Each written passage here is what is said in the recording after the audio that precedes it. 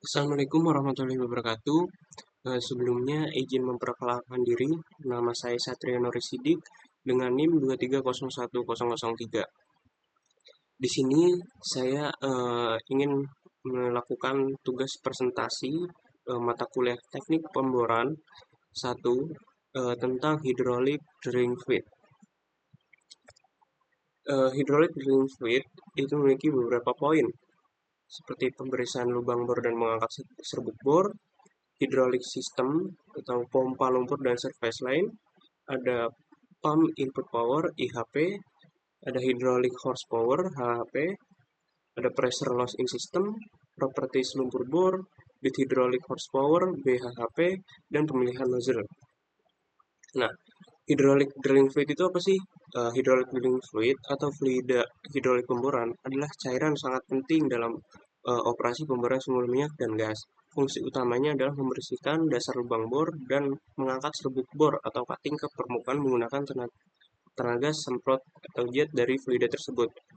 Fluida ini juga berperan dalam mentransfer tenaga hidrolik yang dihasilkan oleh pompa lumpur untuk membantu proses pengeboran. Atau secara singkatnya, hydraulic drilling fluid ini adalah cairan pemboran yang berfungsi sebagai media pembersih, pendingin, pelumas, dan penghasil tenaga hidrolik dalam operasi pengeboran, dengan peranan penting dalam efisiensi dan keberhasilan pengeboran sumur minyak dan gas. Jadi, ini seperti contoh gambar di sini. Itu jadi mat itu masuk ke drill string, lalu saat menggeruskan atau memotong formasi, dan mat itu keluar dari anulus dan membawa cutting-cutting ke atas. Seperti itu. Nah, selanjutnya poin pertama itu pembersihan lubang bor dan mengangkat serbuk bor. Fluida pemboran mengalir melalui pipa bor dan menyemprotkan cairan bertekanan tinggi ke dasar lubang, mengangkat seperti serpihan batuan atau cutting serbuk bor yang dihasilkan saat pengeboran dari bit itu. Fluida ini membawa serpihan naik ke permukaan lewat ruang anular agar tidak menumpuk di dasar lubang yang bisa menyebabkan gangguan seperti tersangkutnya pipa atau kerusakan pada mata bor. Sifat fluida seperti viskositas dan yield point sangat penting agar serpihan bisa terangkat dengan efektif. Setelah di permukaan, serpihan dipisahkan dari fluida sebelum dipompa kembali ke lubang bor. Proses ini menjaga lubang tetap bersih, mendinginkan dan melumasi mata bor, serta membantu kelancaran pengeboran. Nah, itu adalah sebagian fungsi dari fluida itu sendiri ya. Berikut videonya. Drilling hole Nih, with full circulation. pada saat During this process, drilling is dia performed while mud menggerus is being circulated to lift formasi, the cuttings to the cutting akan surface. terangkat The drill string consists of oleh a bit, fluida drill collars, and dari drill dasar pipe. sumur ke The drill string rotates while circulating mud down the surface. drill pipe. Nah, inilah contohnya While drilling, the mud atau circulates by ilustrasi pumping up through the videonya. annulus. Nah, setelah terangkat ke surface, fluida yang tercampur cutting tersebut dipisahkan oleh sel shaker, disilter, disander, dan digeser, dan kemudian dipompakan lagi ke dalam lubang bor. Seperti itu alurnya. Selanjutnya ada hydraulic system atau pompa lumpur dan surface line. Yang pertama itu adalah mud pump, adalah fungsi jantung dari circulation system. Fungsi utamanya adalah memindahkan volume lumpur pemboran yang besar dengan tekanan yang besar. Nah, tekanan atau volume lumpur yang besar itu bisa dikatakan tengah-tengah antara tekanan formasi di dalam bawah tanah dan juga antara leak of test. Leak of test itu adalah ketahanan batuan supaya dia pecah gitu. Nah, kita berada di tengah-tengah situ untuk memompakan mat. Jadi jika dia di bawah tekanan formasi normal, dia akan terjadinya kick atau masuknya fluida ke dasar lubang sumur. Dan jika dia melewati LOT, lack of test, kemampuan batuan itu, dia akan terjadinya frag atau yang menyebabkan dia pressure loss gitu. Nah, yang kedua itu ada suction tank. Suction tank itu tangki yang digunakan untuk menampung lumpur pemboran yang akan dipakai pada operasi pemboran, terletak di depan pompa lumpur. Nah, seperti inilah eh, bentukan dari suction tank tersebut. Nah, selanjutnya adalah standpipe. Nah, standpipe ini pipa baja yang ditegakkan di menara secara vertikal di samping dari derrick atau emas untuk menghubungkan discharge line dengan rotary hose dan gooseneck untuk menyambung pada standpipe. Selanjutnya ada rotary hose, suatu selang karet bertulang anyaman baja lemas dan sangat kuat yang menghubungkan standpipe dengan swivel. Selang ini harus elastis untuk memungkinkan swivel bergerak bebas secara vertikal. Nah, contoh dari standpipe ini adalah pipa yang vertikal, lurus ke atas, dan rotary hose ini adalah eh, suatu selang yang elastis ya, dan mampu menampung atau bisa disebut selang bertekanan ini. Selanjutnya ada discharge line, ada pipa yang dipakai untuk menyalurkan lumpur pengeboran keluar dari pompa lumpur. Nah, discharge line ini contohnya dari mud pump, dia mengalir menuju standpipe. Nah, sebelum standpipe ini itu yang dinamakan discharge line itu. Jadi dia pipa vertikal, vertikal baru menuju ke standpipe. Selanjutnya ada Chickson joint, merupakan sambungan yang digunakan untuk penghubungan standpipe dengan rotary hose. Alat ini mampu menahan tekanan sampai 5000 psi sehingga sambungan tidak akan terlepas. Chickson joint bentuknya seperti ini. Dia menyambungkan rotary hose.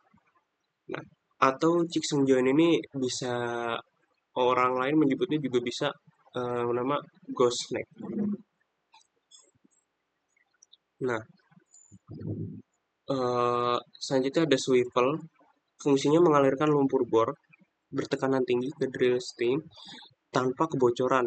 Lumpur yang bertekanan dari rotary hose melewati swivel gooseneck, waste pipe, assembly, swivel stem lalu masuk ke Kelly dan drill stem di bawahnya. Nah, jadi gooseneck atau Chickson joint ini adalah bagian dari swivel yang seperti ini. Ya. Nah, setelah itu ada yang namanya Kelly. Kelly itu meneruskan gaya putar dari rotary table yang bertujuan supaya putaran tidak licin. Dia bisa berbentuk segi empat, heksagon. Nah, segi empat atau segi enam ya. Tapi rata-rata di lapangan itu memakai segi empat. Nah, lanjut ada penggerak atas. Nah, penggerak atas ini yang dinamakan top drive. Perangkat mekanisme yang tergantung dari derek atau tiang memutar tali bor langsung dari atas, tidak seperti meja putar yang memutar tali bor dari bawah. Penggerak atas menerapkan torsi langsung ke bagian atas pipa bor, membuat pengeboran lebih cepat dan efisien. Seperti ini eh, alatnya dari top drive. Nah, selanjutnya ada meja putar. Adalah perangkat mekanisme dari pengeboran yang memberikan gaya rotasi searah jarum jam ke tali bor untuk memfasilitasi proses pengeboran lubang bor. Kecepatan putar beberapa kali meja putar membuat satu putaran penuh dalam 1 menit RPM. Nah, jadi ini adalah termasuk dari rotary system. Nah, kelebihan kekurangannya apa sih? Jadi top drive ini itu dia memiliki engine sendiri yang dimana dia tuh putarannya sangat cepat, responsifnya itu sangat cepat, dan tenaganya jauh lebih besar dibandingkan meja putar ini sendiri. Nah, kalau meja putar ini sendiri atau rotary table ini dia responnya itu eh, lebih lama dibandingkan top drive gitu. Gitu. Dan untuk yang di sini ini yang namanya rotary slip untuk mencegah derisinya jatuh ke dasar lubang bor itu sendiri. Nah, selanjutnya ada bead. Di sini merupakan ujung dari rangkaian pipa bor yang langsung menyentuh formasi dengan fungsinya itu menggerus dan menembus formasi dengan cara memberi beban pada mata bor, dan nozzle itu adalah bagian dari lubang pada bit yang digunakan untuk mengeluarkan mat. Nah, seperti ini contohnya. Eh, saya mengambil 3 jenis eh, bit, itu ada drag bit, eh, roller cone bit, dan diamond bit. Dan ada satu lagi namanya core bit. Core bit itu dia untuk mengambil sampel batuan untuk dianalisa di laboratorium. Nah, seperti ini bagian-bagian bit. Ada cutter, float, ada nozzle, metric, blade, gauge, dan adapter. Nah, nozzle ini bagian lubang yang berada di bawah bit untuk fungsinya untuk mengeluarkan fluida. Selanjutnya ada pump input power (IHP). Dalam konteks pompa lumpur pada pembubaran, IHP adalah tenaga yang harus disuplai oleh prime mover untuk memompa fluida pemboran melalui sistem dengan tekanan dan laju alir tertentu. Biasanya IHP bergantung pada tekanan pompa dan laju aliran fluida yang dipompa. Nah, kemampuan prime mover untuk menggerakkan pompa lumpur itu menggunakan rumus IHP sama dengan HHP bagi E. Nah, HHP itu apa sih? HHP itu hydraulic horsepower, dan E itu efisiensi pompa. Nah, efisiensi pompa ini tergantung pada pompanya, dia pompa baru atau pompa lama. Contoh studi kasusnya, jika sebuah rig pemboran sedang menggunakan pompa lumpur yang mensirkulasi lumpur ke dalam sumur, pompa tersebut memiliki spesifikasi eh, hydraulic horsepower-nya atau HHP memiliki 160 horsepower, dan efisiensi pompanya itu 85% atau 0,85. Ini pompa tergolong baru. Pertanyaannya, berapa pump input power yang dibutuhkan oleh prime mover untuk menggerakkan pompa lumpur tersebut? Nah, kita langsung masukkan rumus yang tadi sudah saya sebutkan, IHP sama dengan HP bagi E atau efisiensi pompa. Nah, 180 bagi 0,5, 0,85 adalah 188,24 horsepower. Jadi, prime mover harus menyediakan 188,24 horsepower agar pompa dapat bekerja sesuai kebutuhan hidroliknya. 160 horsepower dengan efisiensi 85%. Jadi seperti itu. Nah, selanjutnya hydraulic horsepower atau HHP. Nah, ini adalah ukuran energi persatuan waktu yang digunakan oleh fluida pemboran saat melewati nozzle pada mata bor. Nah, selama proses pengeboran, HHP menunjukkan daya hidrolik yang dihasilkan oleh pompa lumpur untuk menyemprotkan fluida dengan tekanan dan laju aliran tertentu ke area kerja mata bor, sehingga membantu membersihkan serpihan bor atau cutting dari dasar lubang bor dan mendinginkan mata bor. Nah, pompa lumpur yang beroperasi menyebabkan mengalirnya lumpur yang bertekanan. Hydraulic horsepower ini dihasilkan dua faktor, yaitu aliran yang mengalir dengan satuan GPM dan tekanan atau pressure dalam bentuk PSI. Rumus hydraulic horsepower itu P kali Q dibagi 1714. P ini tekanan aliran lumpur dalam bentuk PSI, dan Q ini laju aliran lumpur dalam bentuk GPM. Nah, seperti itu. Ini adalah bentuk contoh video aliran lumpur dari Drilling hole with bawah, full dari bit circulation. nozzle, During this bawah process, drilling is cutting ke performed while atas. mud is being circulated to lift the cuttings to Seperti the itu. surface.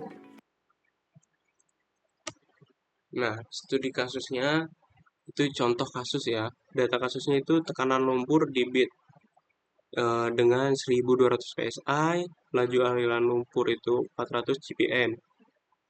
Nah, langsung masukkan rumusnya. Hydraulic horsepower sama dengan P kali Q bagi 1714.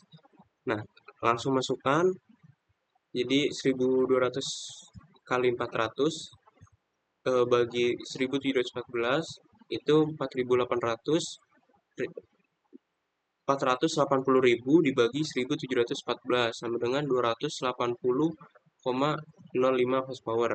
Jadi hydraulic horsepower sebesar 280 horsepower menunjukkan bahwa tenaga hidrolik ini cukup besar untuk membersihkan dasar lubang dan membantu memotong formasi batuan. Jika nilai hydraulic horsepower terlalu rendah, potensi masalah seperti bead dwelling atau cutting tidak terangkat ke permukaan.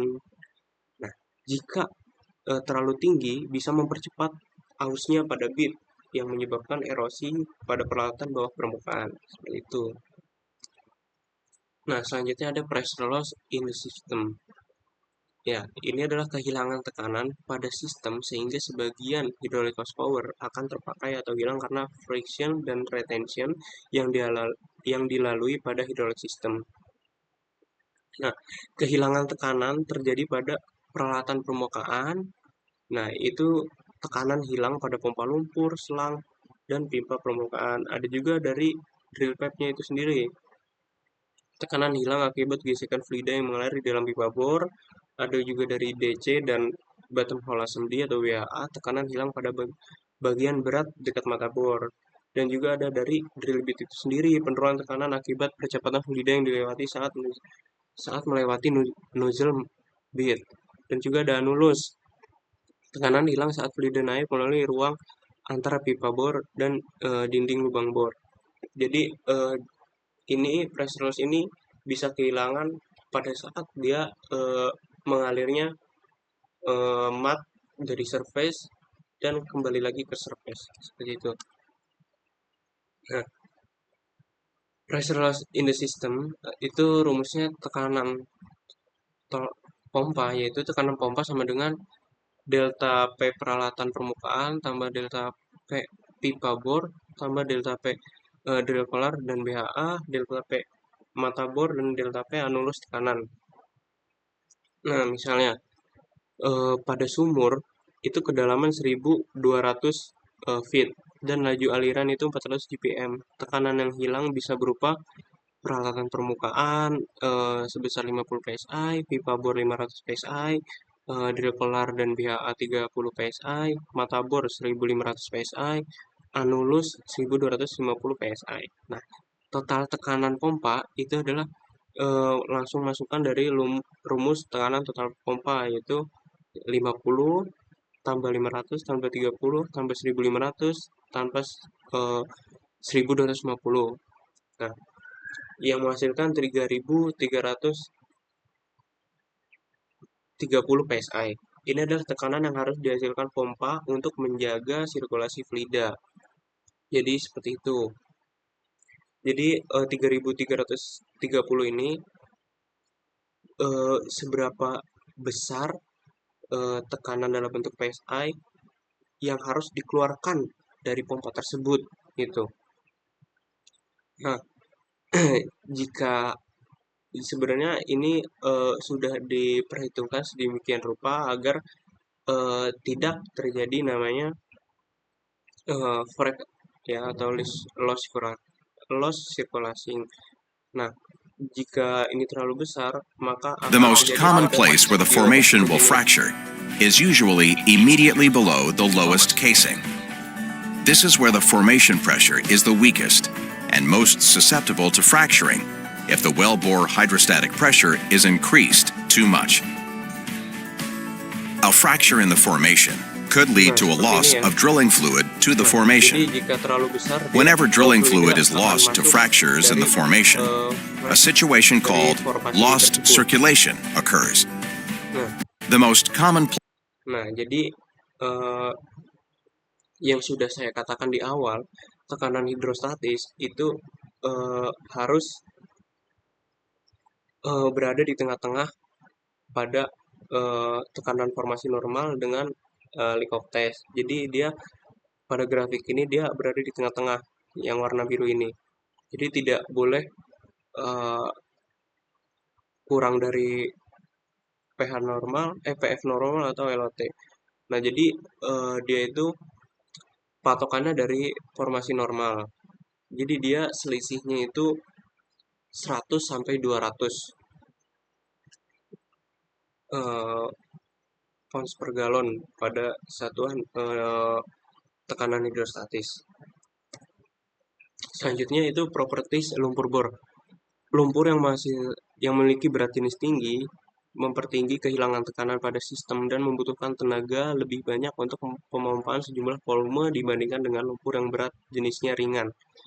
Rumusnya itu corrected mass weight atau pressure loss sama dengan actual mass weight dibagi mass weight from table. Nah, jadi penjelasannya corrected mass weight itu adalah berat jenis lumpur yang sudah dikoreksi berdasarkan pengukuran tekanan dan kondisi aktual. Saja itu pressure loss, tekanan yang hilang akibat aliran lumpur di dalam sistem. Nah, saja ada actual mass weight, berat jenis lumpur yang diukur secara aktual di lapangan. Nah, selanjutnya ada mass weight from table, berat jenis lumpur standar atau referensi dari tabel, misalnya dari tabel kehilangan tekanan atau tabel viskositas gitu.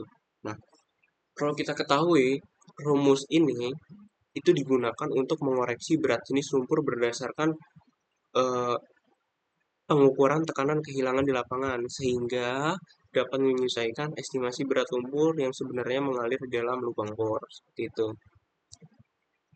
Nah, ini ada namanya eh, dari yang saya lanjutkan dari ini lumpur bor dengan berat jenis tinggi memberikan tekanan hidrostatis yang lebih besar, penting untuk menahan tekanan formasi. Nah, namun lumpur berat ini meningkatkan tekanan, kehilangan, dan membutuhkan tenaga pompa yang lebih besar, sehingga biaya operasional bisa meningkat.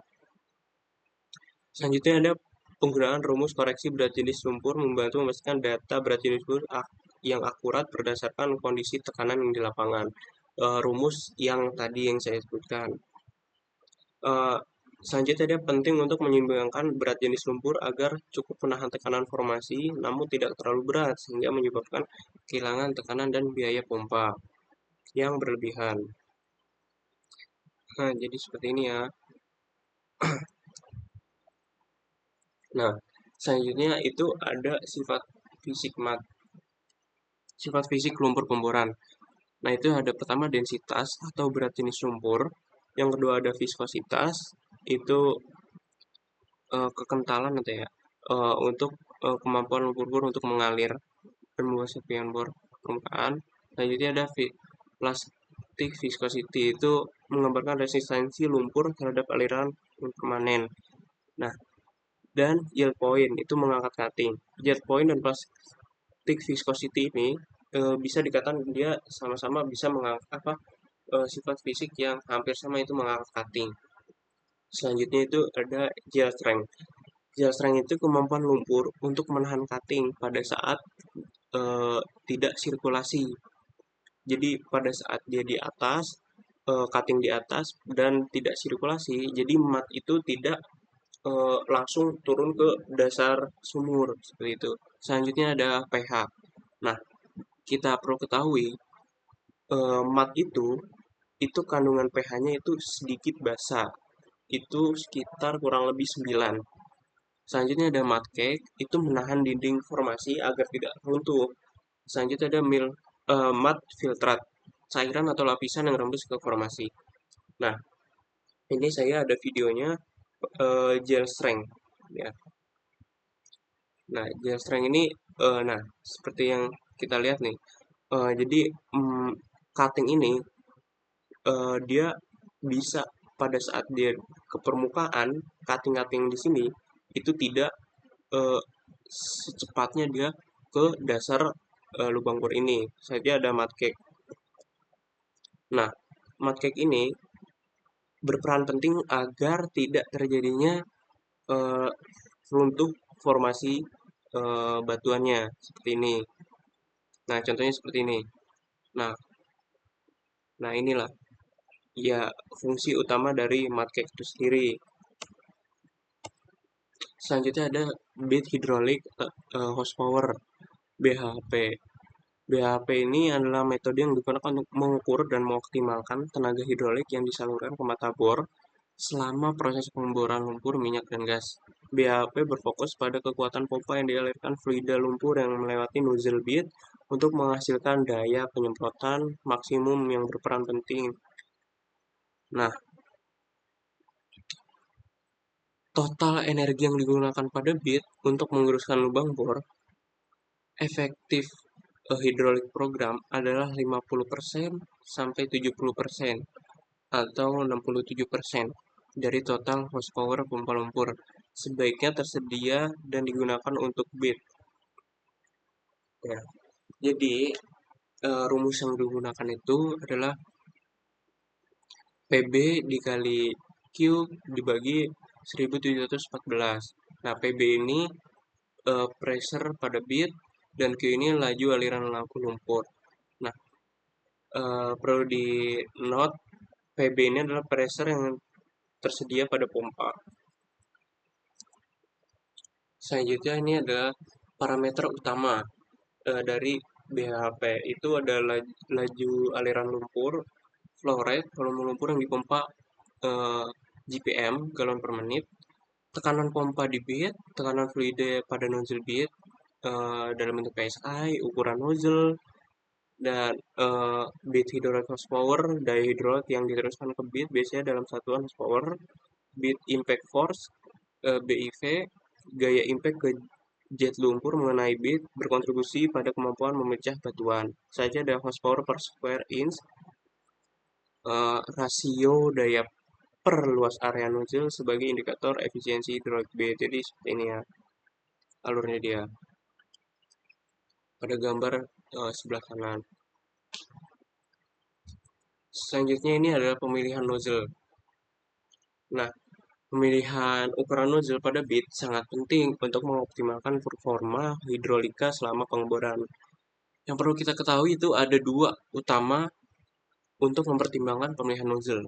Yang pertama itu kapasitas pompa dalam bentuk GPM. Kapasitas pompa ini menentukan laju aliran lumpur yang dapat disalurkan ke lubang bor. Nah, selanjutnya itu ada laju alir ini disesuaikan dengan ukuran nozzle agar tekanan dan kecepatan jet lumpur bisa optimal.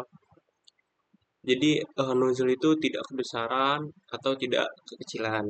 Nah, selanjutnya ada jika kapasitas pompa terlalu kecil dibandingkan ukuran nozzle, tekanan dan kecepatan jet lumpur akan rendah yang mengakibatkan pembersihan serpihan itu kurang efektif.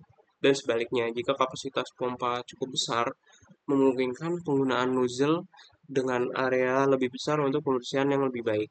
Selanjutnya ada ukuran nozzle atau nozzle size atau flow area in inci. Kubik ya. Ukuran nozzle adalah luas total area lubang kecil pada bit yang mengeluarkan lumpur.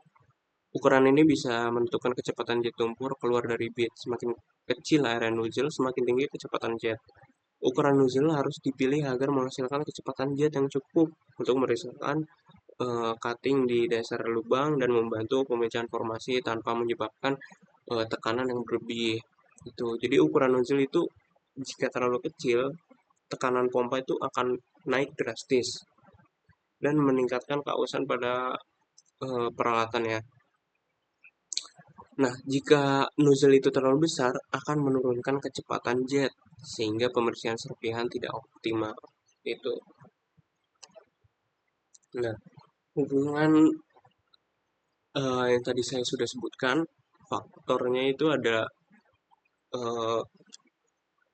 kapasitas pompa dengan ukuran nozzle. Nah, hubungannya apa sih? Jadi, hubungannya itu keduanya harus disesuaikan agar tekanan kehilangan di bit atau pressure loss di bit mencapai nilai optimal. Saja ada pemilihan nozzle yang tepat berdasarkan kapasitas pompa dan meningkatkan bit hydraulic horsepower sehingga meningkatkan laju penetrasi dan efisiensi pembersihan lubang. Selanjutnya ada konsep optimasi ini bertujuan untuk mencapai kecepatan maksimum jet nozzle yang dapat mengangkat serpihan bor secara efektif tanpa membebani sistem pompa.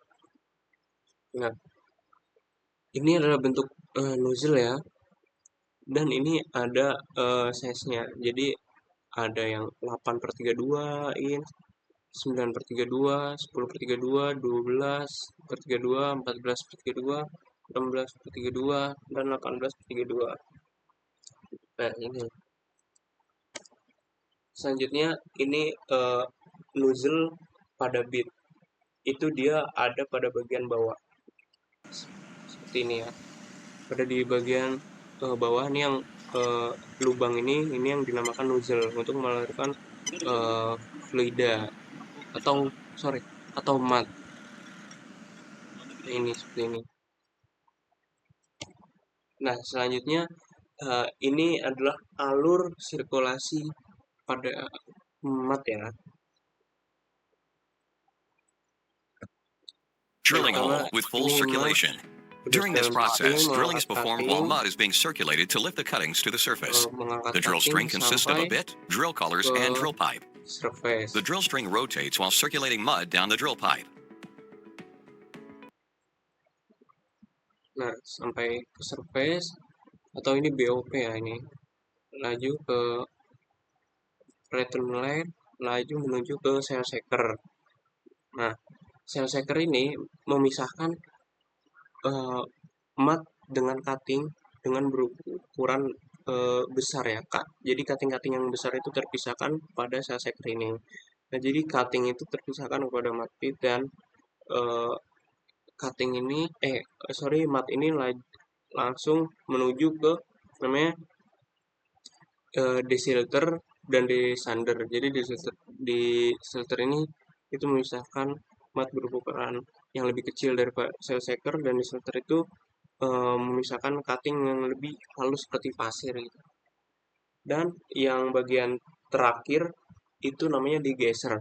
Degauser itu memisahkan mat dari gas. Nah, jadi jika gas masih terlalu pada mat, itu akan menurunkan nilai viskositas dari mat itu tersebut. Tuh.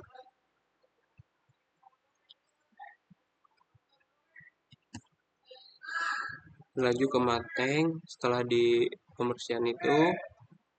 Nah, lanjut ke section line pompa mat pump. Ada discharge line setelah pompa, lalu ada steam pipe yang vertikal, lalu menuju rotary hose, laju menuju top drive. Top drive langsung masukkan ke drill string. Nah, drill pipe, BOP, drill pipe, string, dan sirkulasi lagi. Seperti itu. Jadi cukup sekian presentasi dari saya. Apabila terjadi kesalahan, mohon maaf. Wassalamualaikum warahmatullahi wabarakatuh.